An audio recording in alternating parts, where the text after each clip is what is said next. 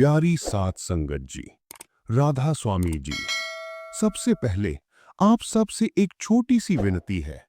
अगर आप सतनाम धुन चैनल पर पहली बार आए हैं तो कृपया इस वीडियो को लाइक करें, अपने प्यारे दोस्तों और परिवार के साथ शेयर करें और चैनल को सब्सक्राइब जरूर करें ताकि प्रेम और भक्ति का ये संदेश और भी आत्माओं तक पहुंच सके। आपका एक छोटा सा सहयोग किसी और की जिंदगी में बड़ा परिवर्तन ला सकता है। आज की तारीख है 10 नवंबर 2025। ये दिन भी वही है जो हर दिन की तरह आता है, पर फर्क बस इतना है कि आज का ये दिन हमें भीतर झांकने की प्रेरणा दे रहा है। आज हम बात करेंगे उस आवाज की, उस धुन की जो हमारे भीतर सदा से बज रही है, पर हम उसे सुन नहीं पाते। नाम की वो धुन जो आत्मा को उसके असली घर तक पहुंचाने की शक्ति रखती है। भाई और बहनों, हम सब इस संसार में भाग दौड़ में खोए हुए हैं। सुबह उठते हैं, काम पर जाते हैं, परिवार, रिश्ते, जिम्मेदारियां, और फिर रात को थक कर सो जाते हैं। यही दिनचर्या हर रोज दोहराते रहते हैं। लेकिन क्या कभी आपने अपने भीतर की आवाज सुनी है? वो जो कहती है कि तू इस शरीर तक सीमित नहीं है, तू कुछ और भी है। तेरे भीतर एक शक्ति है, एक संगीत है जो तुझे तेरे असली घर की याद दिलाता है। ये नाम की धुन, यही हमारी असली पहचान है। ये ध्वनि, ये नाद, ये आंतरिक संगीत ही आत्मा का असली स्वर है। ये वही आवाज है जो तब भी थी जब शरीर नहीं था, और तब भी रहेगी जब शरीर नहीं रहेगा। लेकिन अफसोस, हम बाहर की आवाजों में इतने उलझ गए हैं कि भीतर की वो नीरवता हमें सुनाई ही नहीं देती। जब संत महापुरुष कहते हैं कि नाम से जुड़ो, तो उनका मतलब केवल जप या शब्दों के दोहराव से नहीं होता। नाम कोई शब्द नहीं, कोई भाषा नहीं, बल्कि वो ऊर्जा है जो सृष्टि के आरंभ से ही बह रही है। जब हम कहते हैं नाम सिमरन करो, तो उसका अर्थ ये होता है कि अपने मन को मौन करो और उस ध्वनि से जुड़ो जो भीतर हर क्षण गूंज रही है। कभी कभी जब हम अकेले बैठते हैं, रात का सन्नाटा होता है, आसपास कोई नहीं, तब हमें एक हल्की सी गूंज महसूस होती है। वो गूंज बाहरी नहीं होती, वो भीतर से आती है। वो आत्मा की पुकार होती है जो कहती है, मुझे पहचानो, मैं यही हूं। वही आवाज, वही नाम की धुन है, पर मन के शोर ने उसे ढक लिया है। हमारे विचार, हमारी इच्छाएं, हमारी चिंताएं, ये सब एक परत की तरह उस धुन पर छा गए हैं।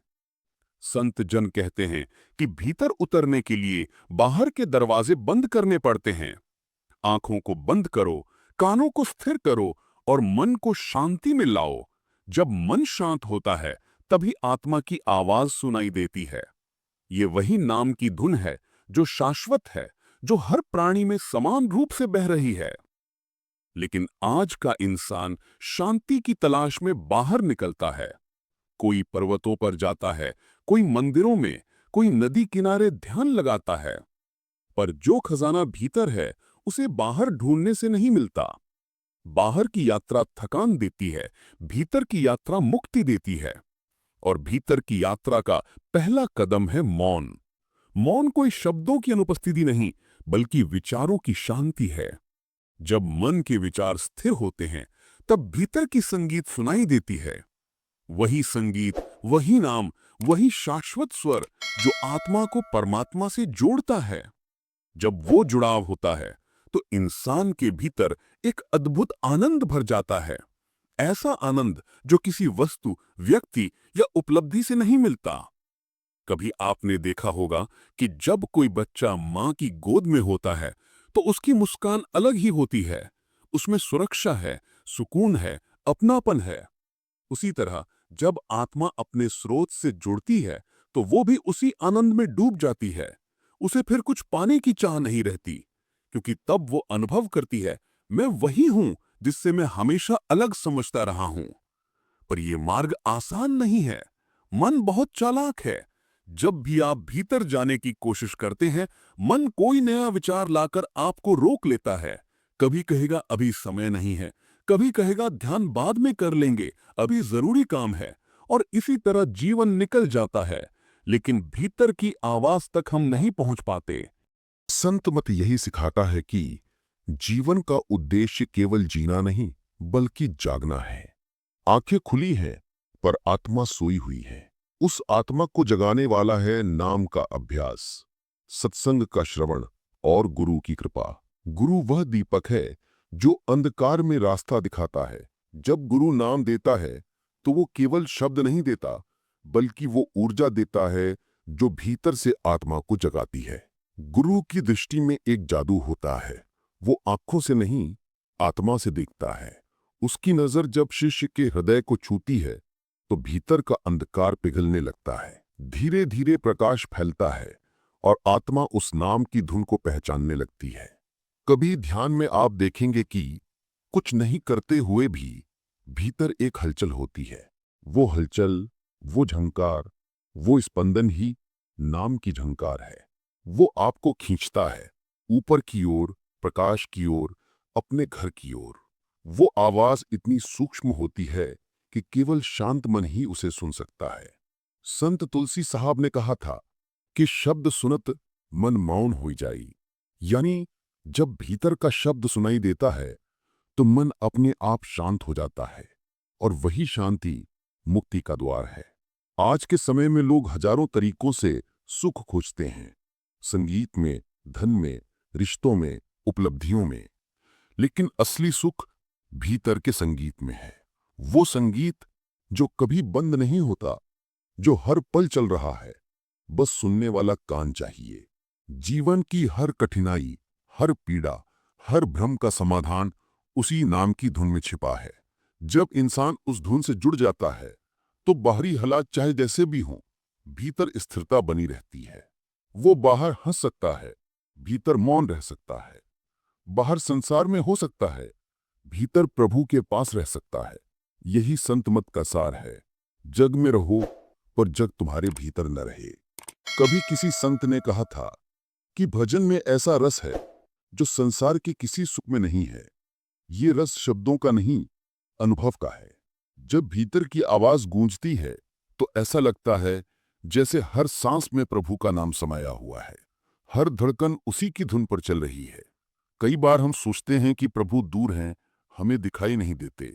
पर सच्चाई ये है कि प्रभु दूर नहीं, हम दूर हो गए हैं।